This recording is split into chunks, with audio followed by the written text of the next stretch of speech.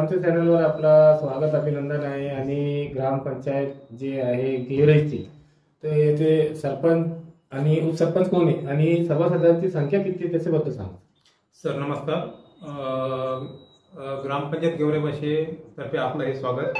आमच्या गेवराईपाशी ग्रामपंचायतला सरपंच रमेश प्रल्हादराव काकडे, त्यानंतर उपसरपंच श्री भरत बाबासाहेब काळे, आणि त्यानंतर आमच्या ग्रामपंचायतला 8 मेंबर आहे। त्यामधून काही कारणास्तव पडताळणीमध्ये प्रॉब्लेम आल्यामुळे 4 आमचे त्याच्यामध्ये बरखास्त झाले।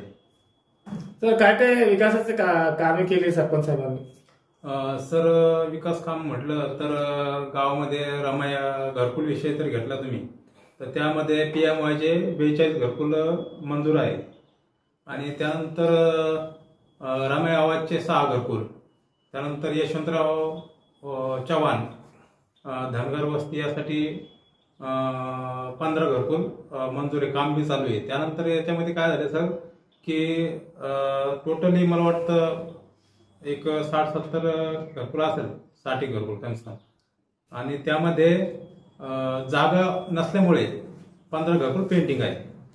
तर आपल्या गावात शाळे किती आहे आणि धर्मस्थळे किती आहे?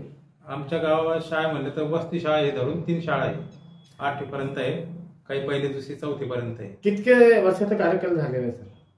ग्रामपंचायतला आता 3रं वर्ष चालू आहे। हो हो। महिला किती आहे, सभासद आणि पुरुष किती आहे?